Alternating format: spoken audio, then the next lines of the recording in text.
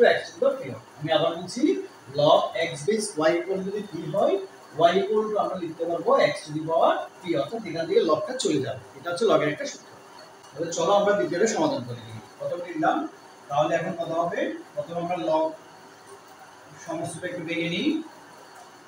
3 তারিখের নাম 9 কে 10 হবে 10/3 আর লগের সূত্রটা আমরা অ্যাপ্লাই করলে কত হবে উপরের x √a হোল টু দি পাওয়ার 10/3 হবে ফাইন রুট 3 দিলে কত হবে হাফ তারপর পাওয়ার কত 10/3